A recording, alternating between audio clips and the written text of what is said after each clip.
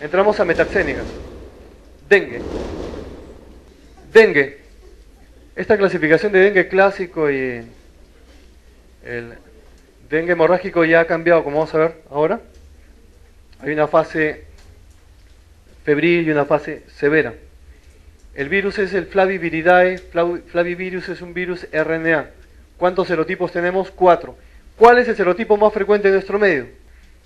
Aedes aegypti es el vector. ¿Qué distingue a este vector? Que tiene como si tuviera medias. Una media negra con rayas blancas. Es el distintivo de este mosquito. Aedes aegypti. El cuadro clínico, ¿qué destaca? Destaca fiebre prolongada, pero para hacer el diagnóstico de caso probable es que tenga menos de 7 días. Ahorita vamos a ver. Menos de 7 días. Se acompaña de erupción cutánea también a partir del tercer día. Hay un rash, hay mialgias, artralgias, cefalea, dolor retroocular. Todo eso puede estar.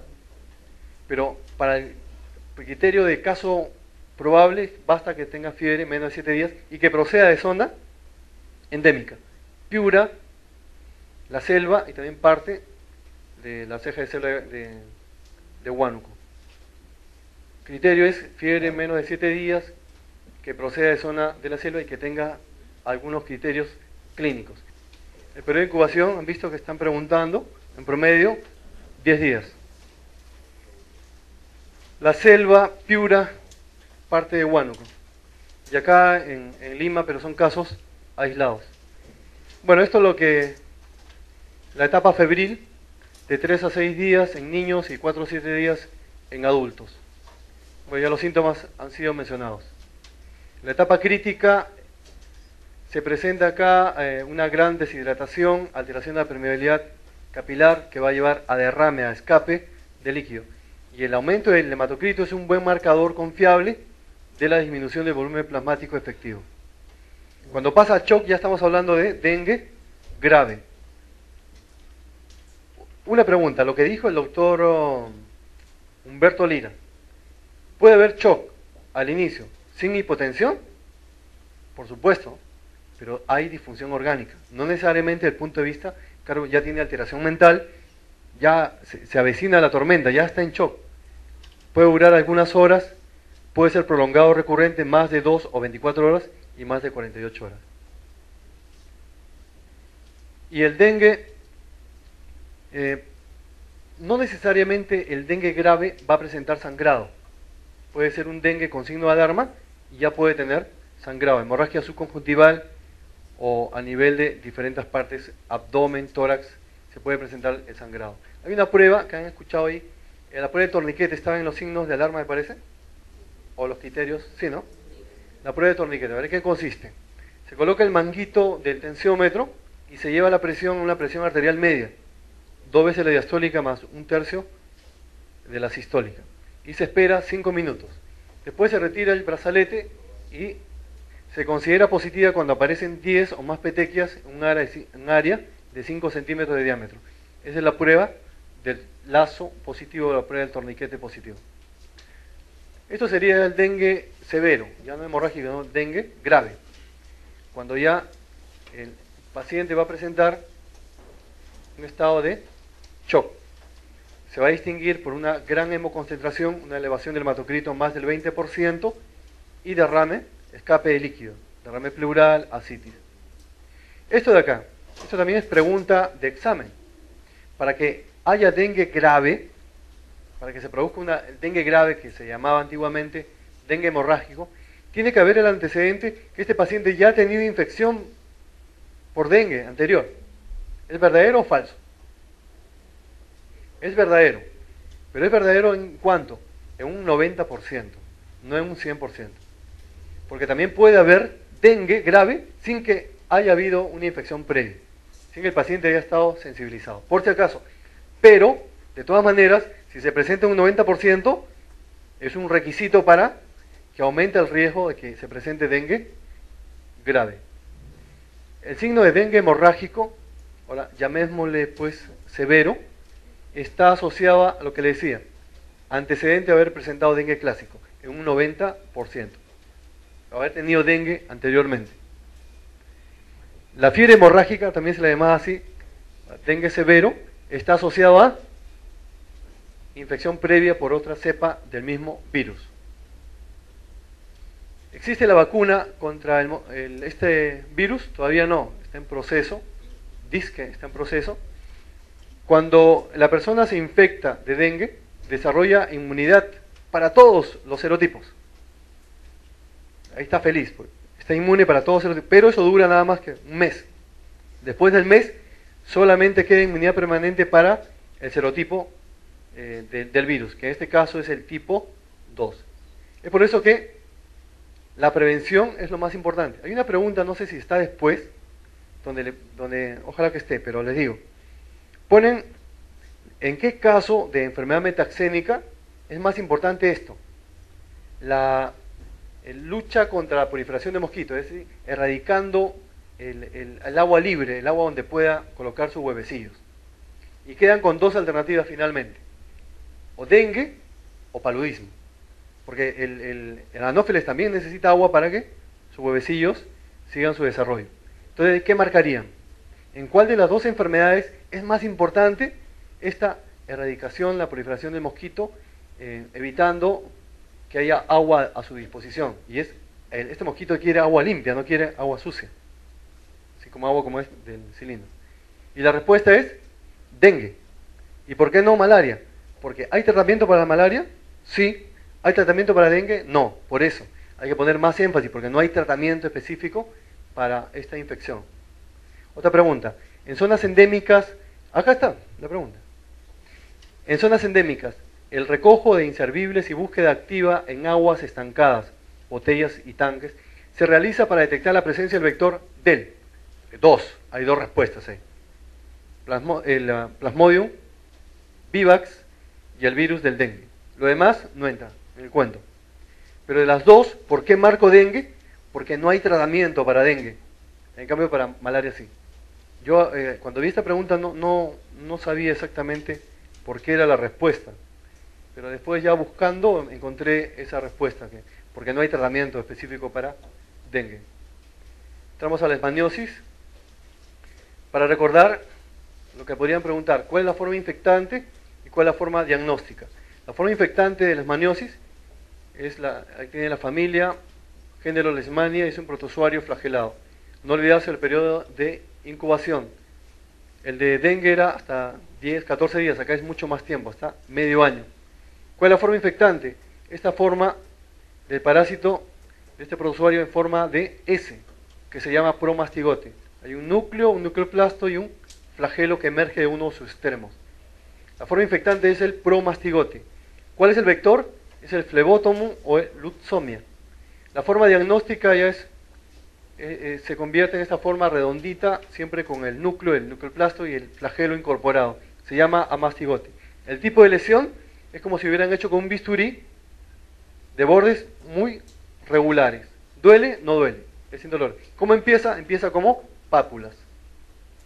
Para recordar esto que hemos visto anteriormente sobre el ciclo biológico. Vamos a ver, ¿por dónde empezamos? Por acá. Pica el mosquito que está infectado. ¿Qué va a inocular? Va a inocular promastigotes. Entonces ingresan los promastigotes. Al ingresar estos promastigotes, están inmediatamente fagocitados por los macrófagos. Número 1. Número 2.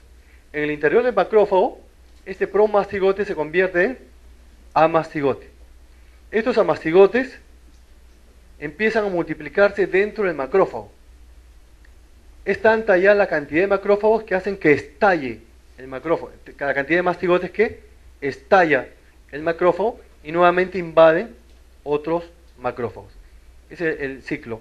Entonces, ¿cuál es la forma infectante? Es el promastigote, que se va a convertir en amastigote dentro del macrófago y así va a seguir su curso biológico. Los huéspedes, el perro, los roedores, el hombre. Por otro lado, aquí, ¿qué sucede? ¿Cómo se infecta el mosquito? El mosquito pica a la persona infectada, acá está ahí el mosquito tomando su sangrecita, y ¿qué es lo que va a ingerir? Va a ingerir amastigotes. Entonces, ¿cómo recordar que la forma infectante para, en este caso para el mosquito, y diagnóstica también, esa es la forma diagnóstica, es la mastigote? Que el mosquito dice amastigote, pero no debería decir como cuando uno toma algo placentero, un líquido placentero que le produce mucho placer, amastigote. Entonces, el amastigote demora 10 días dentro del mosquito, 10 días dentro del mosquito, y se convierte nuevamente en promastigote. ¿Y dónde se va a localizar? Se va a localizar en las glándulas salivales del mosquito. Y apenas pica a la persona, inocula el promastigote. Conclusiones. ¿Cuál es la forma infectante? Promastigote. ¿Cuál es la forma diagnóstica? Amastigote. Y es la forma con la que se infecta el mosquito. En resumen, los promastigotes inoculados por el flebótomo son fagocitados por los macrófagos. Se transforman en amastigotes dentro del macrófago y se multiplican hasta romper el macrófago. Y luego vuelven a infectar otros macrófagos. Los amastigotes, el flebótomo va a ingerir, cuando pica a una persona infectada, ingiere amastigotes. Estos amastigotes, a nivel del intestino, se van a convertir en promastigotes y se van a dirigir hacia las glándulas salivales, donde están a la expectativa para, el momento que inocula a la persona, infectarla. Esta es la forma de nuestra sierra, UTA, la UTA, la altitud de 1200 a 3000 metros sobre el nivel del mar. Esto podrían preguntar. Sí, esto pueden preguntar.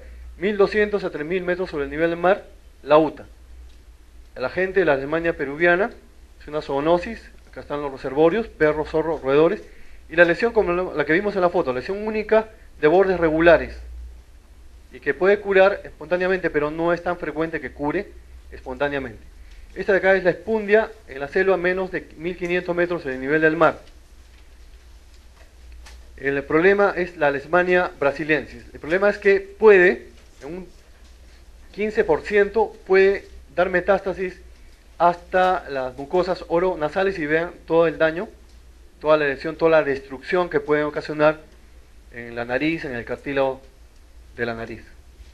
Es la leishmaniosis mucocutánea. Esto de acá de los mexicanos, la úlcera de los chicleros, Leishmania mexicana, que destruye el cartílago del pabellón auricular. Aquí no tenemos esta variedad, pero es la forma clínica más severa que puede haber de leishmaniosis. El Kala-Azar, que significa fiebre negra, en los vecinos brasileños, Sudán, India. La Leishmania donovani. ¿Qué podemos decir? ¿Qué distingue en el cuadro clínico de la leishmaniosis visceral? Que hay fiebre, anemia, esplenomegalia y hiperpigmentación. El paciente tiene fiebre anemizante, esplenomegalia y hiperpigmentación. Por eso se le dice fiebre negra. También hay una triada del laboratorio: pancitopenia, disminución de la albúmina e incremento de las gamma globulinas con un patrón policlonal.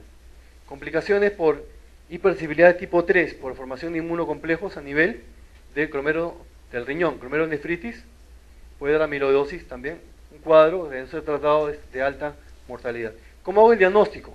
¿Qué voy a encontrar? ¿Qué voy a buscar? Amastigotes. Todavía sigue siendo la prueba de oro para la leishmaniosis. Aislar, ver amastigotes. Y si los amastigotes los veo dentro de un macrófago, se conocen como cuerpos de Leishman-Donovan, dentro del macrófago. Dentro de las pruebas actualmente, podemos utilizar la prueba de la reacción de Montenegro o leishmanina. Es un preparado de promastigotes que se inyectan al antebrazo y se ve la reacción dérmica. Debe ser mayor de 5 milímetros para que sea positiva. Pero en conclusión aquí, ¿cuál es la mejor prueba para hacer el diagnóstico de leishmaniosis? La reacción en cadena de polimerasa. La PCR es la prueba, pero no es la prueba de oro. La prueba de oro es la detección de amastigotes. Respecto al tratamiento con N-metilglucamina, el popular glucantime, va a depender del tipo de lesmaniosis. Si es andina, 10 días. Esto hay que memorizar, el tiempo. En este caso sí van a preguntar, ¿qué le doy? N-metilglucamina, ¿cuánto tiempo? La dosis no. Si es andina, 10 días. Si es de selvática, 20 días. En la forma cutánea, si es cutánea mucosa, 30 días. Esta puede ser una pregunta difícil. Si no hay buena respuesta al N-metilglucamina, ¿qué debo dar? Anfotericin. Es la alternativa. Clínicamente las lesiones de la leishmaniosis cutánea se caracterizan ¿por qué? Evolucionan a úlceras o nódulos. En la leishmaniosis visceral es común observar los siguientes hechos. ¿Qué dijimos? Fiebre, esplenomegalia, hay pancitopenia, adenopatías, anemia. Entonces no vamos a encontrar leucocitosis. La respuesta es leucocitosis. La prueba de oro, los que mencionaba, ¿cuál es? Es la detección de amastigotes en el frotis. Lo de malaria, el Plasmodium vivax, falciparum, malariae y oval. ¿Cuál no tenemos en nuestro medio? Es el ¿cuál? Oval. Tenemos vivax, falciparum y malariae. El vivax y el oval producen la terciana y el malariae la cuartana, que ahorita vamos a ver de qué se trata. El periodo de incubación de 1 a 3 semanas. En la forma crónica, esplenomegalia tropical, anemia, incremento de las gamas globulinas. ¿Cómo se hace el diagnóstico? Veo un paciente que tiene fiebre y anemia. Hay una pregunta, se la voy a decir ahorita. Es un paciente que tiene fiebre y anemia, pero no cualquier anemia, anemia severa. Y viene de Abancay. ¿Cuál es su diagnóstico? Si viniera de la selva sería malaria. No, pero la pregunta dicen es, viene de Abancay y tiene fiebre y anemia, una anemia de hemoglobina de 5. ¿Cuál es su diagnóstico? No es exactamente zona endémica, porque la zona endémica es Ancash y Jaén, pero es la sierra. Es la bartonelosis, porque está viniendo de la sierra. En un paciente con malaria, ¿cuál de los siguientes signos es el más frecuente? Eritema palmar, rubicundez, cianosis, palidez o conjuntiva rosada. Es palidez por la anemia. Mujer de 61 años, procede de Iquitos. Presente de hace una semana, dolor abdominal tipo cólico encuadrante. Es decir, es una paciente que tiene un cuadro clínico de colitis, de colecistitis crónica calculosa. Sin embargo, ya presentaba fiebre de hace 3 semanas en forma intermitente. ¿Y de dónde viene? Viene de Iquitos. Entonces, podríamos plantear que también tiene malaria, si es que, a pesar de los antibióticos, continúa la fiebre. Entonces, el diagnóstico es malaria, si es que a pesar de los antibióticos, continúa la fiebre. La denominada terciana benigna tiene un periodo de incubación de 2 semanas, transmisibilidad entre 1 a 3 años y se acompaña de fiebre irregular, escalofríos y todo lo demás. Terciana benigna es producida por vivax y oval. Vamos a revisar aquí rapidito el ciclo biológico del Plasmodium. ¿Qué es lo que va a ingerir el mosquito, el Anopheles? Va a ingerir sangre con gametocitos. Eso es lo que está ingiriendo. Sangre con gametocitos. Luego, ¿qué va a pasar? Que son macro o que son micro gametocitos. Entonces pasan al intestino del Anopheles y sufren acá un proceso de cambio, se forma un nuevo quiste y finalmente esporocitos. Estos esporocitos se dirigen a las glándulas salivales del Anopheles. Entonces, ¿cuál es la forma infectante del Plasmodium? Es los esporocitos, porque están en las glándulas salivales ahí dispuestos para ser inoculados a la persona que es picada. ¿Cómo se llama esta fase? Es una fase esporogónica. ¿Es sexual o es asexual? Es una fase sexual. ¿Cuánto tiempo dura? 2 semanas. Entonces la fase esporogónica de tipo sexual se da en el intestino del Anopheles. ¿Y cuál es la finalidad? Es producir esporozoitos. Ya. Acá están ingresando los esporozoitos ya a la sangre de la persona. La persona está siendo infectada, está ingresando esporozoitos.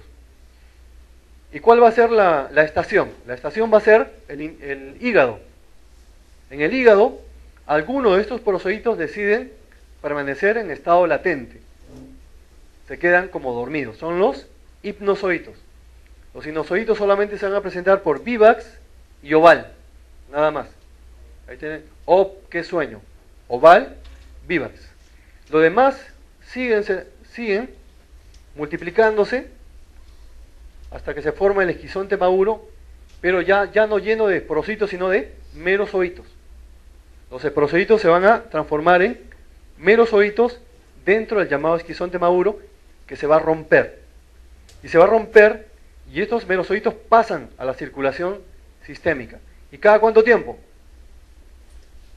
Cada 48 horas las tercianas y cada 72 horas las cuartanas. Este ingreso de los merozoitos a la sangre, cada 48 horas, cada 72 horas, son los responsables de los paroxismos febriles, el pasaje de los merozoitos. ¿Cómo se llama esta fase? Se llama esquizogónica hepática. ¿Es de tipo sexual o asexual? Es solamente asexual. ¿Cuánto tiempo dura? Más o menos una semana para el vivax y falciparum, pero para el malariae dura ya más de 2 semanas. ¿Cuál es el que produce más merozoitos? El oval. El falciparum. Falciparum, 40.000 merozoitos. Después el oval y ya menos vivax y mucho menos el malariae. Entonces acá ya estamos ingresando a la sangre. Los merozoitos ingresando a la sangre cada 48 horas, cada 72 horas. Ingresan e invaden los glóbulos rojos. Y ahí nosotros ya tenemos que, no sé si estará la diapositiva, tenemos que ver las diferentes formas que va adquiriendo el merozoito. Y que me va a permitir identificar qué tipo de plasmodium, de qué tipo de plasmodium se trata. Formas en anillo, el trofozoito, esquizonte maduro, merozoitos y gametocitos. Esa es la secuencia. Esta fase es la fase eritrocítica esquizogónica en el glóbulo rojo, que es sexual o asexual.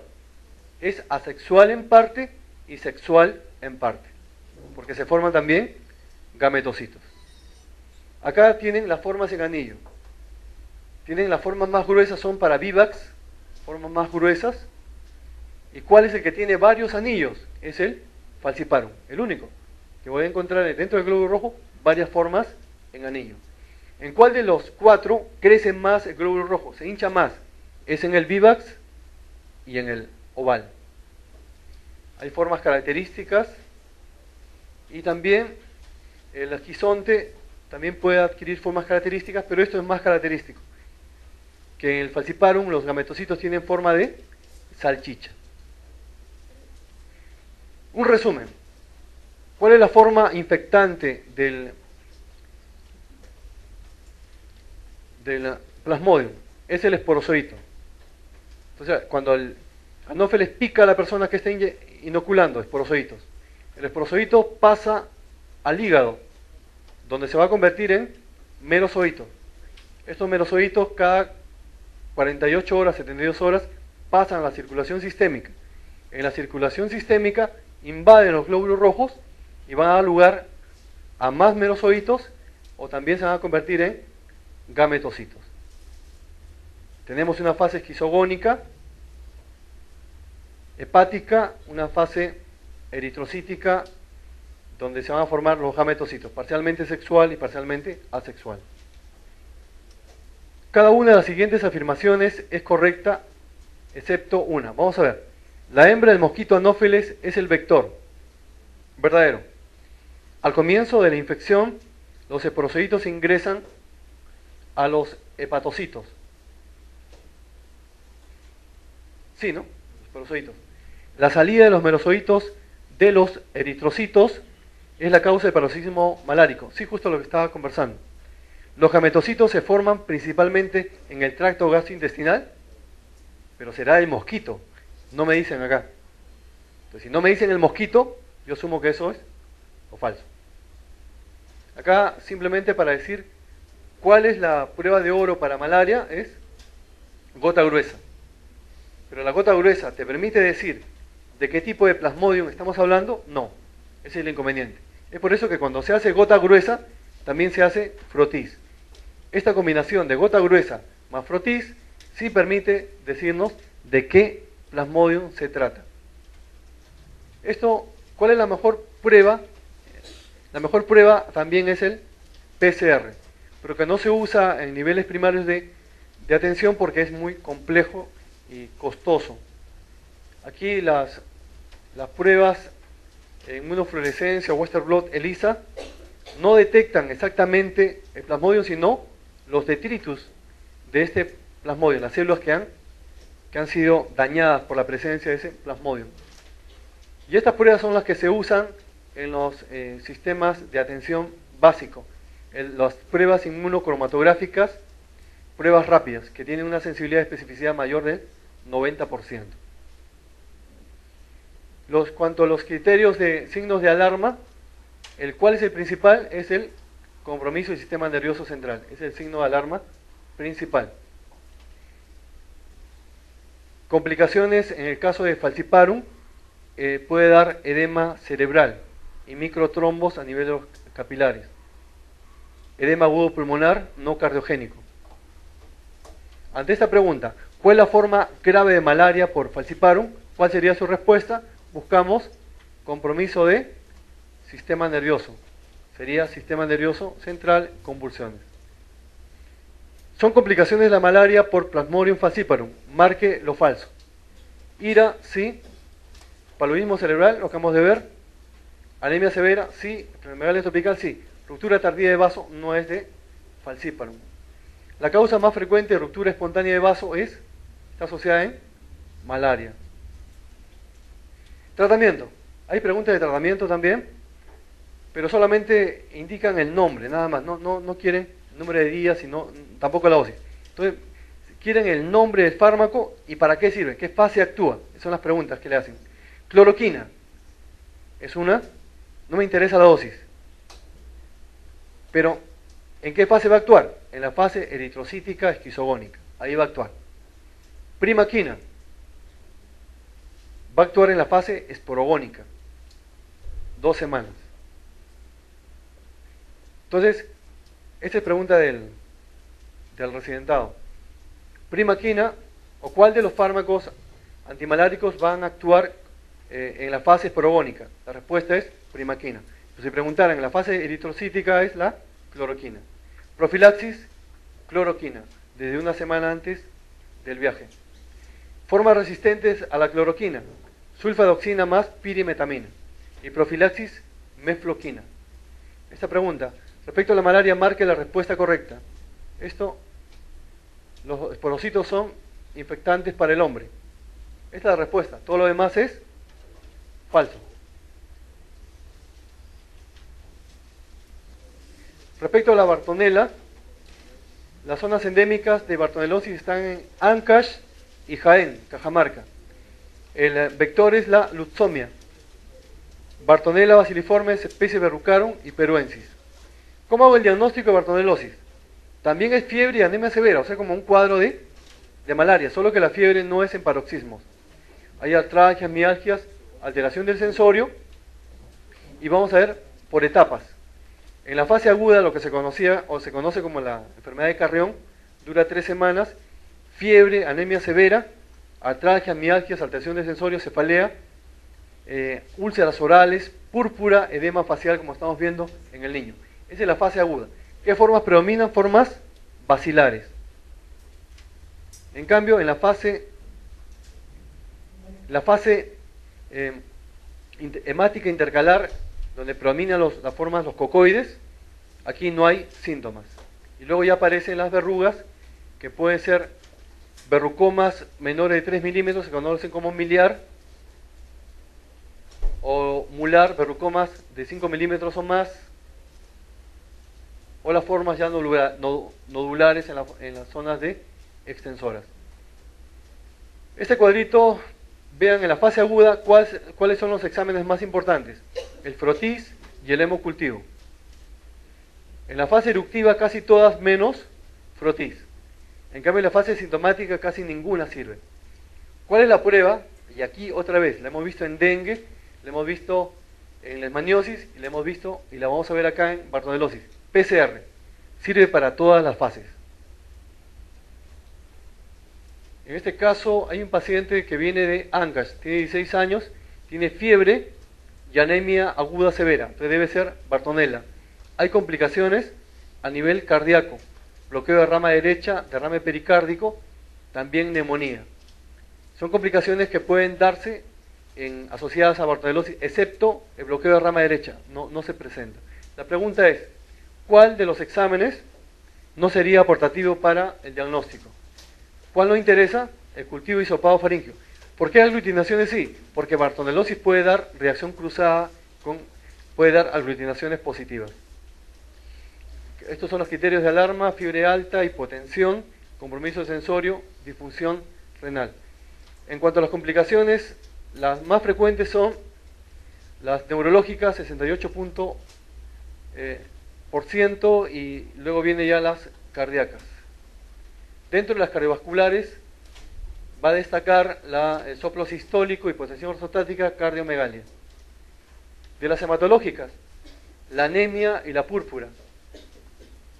De las neurológicas, convulsiones. Yo diría que convulsiones. Esto también es motivo de pregunta, la asociación. Se puede asociar salmonelosis, shigellosis, infección por Staphylococcus aureus, por Mycobacterium, por leptospiras. También por Plasmodium y por toxoplasmosis. Acá, respecto al caso anterior, ¿cuál no es complicación? No es complicación, bloqueo de rama. Sí insuficiencia cardíaca, sí derrame pericárdico, también neumonía por neumococo, trombocitopenia, pero no bloqueo de rama.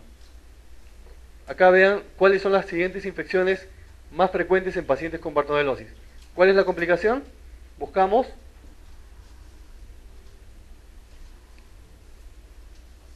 salmonela, neumococo.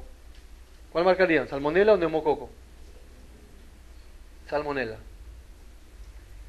Además de la salmonelosis, ¿qué otras infecciones secundarias acompañan a la bartonelosis? Acá buscamos paludismo y tuberculosis. Tratamiento: ciprofloxacino, 2 veces por día, por 2 semanas, puede ser por vía oral, por vía parenteral. En las alternativas está amoxiclavulánico. Esto es en forma general, pero de acuerdo al MINSA, adolescentes y adultos es ciprofloxacina más ceftriaxona. Entonces depende cómo le pregunten. Si le preguntan en forma general, será ciprofloxacina. Pues se le dicen, según el MINSA, ¿cuál es el tratamiento? Es cipro más ceftriaxona. Y las gestantes, ceftriaxona.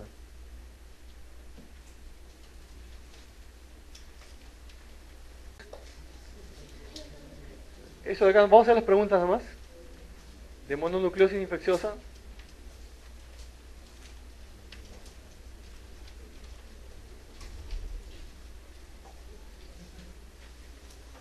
Este es el consolidado. Yo sospecho, primero, el síndrome mononucleósico es fiebre, faringitis, adenopatías y linfocitos atípicos. Ese es mi síndrome mononucleósico. ¿Qué es lo primero que planteo? Que la causa más frecuente, que es mononucleosis infecciosa. ¿Qué prueba le hago? La prueba de Paul-Bunel. Sale positivo, además hay hepatoesplenomegalia en la mitad de los pacientes, exantema cuando toma ampicilina. Listo. Si sale negativo, ¿qué posibilidades tengo? En primer término, que sea citomegalovirus. Después, también la primera infección por VIH en niños, adenovirus, virus herpes humano, hepatitis viral, infección por piógenes de garganta, ictiosoplasmosis es lo menos frecuente. Tratamiento: solamente soporte. El diagnóstico clínico de mononucleosis infecciosa por virus es faringoamigdalitis más adenomegalia. La asociación: ¿qué tipo de neoplasia se van a asociar a virus Epstein-Barr? Tiene que estar ahí linfoma, Burkitt, carcinoma nasofaringeo.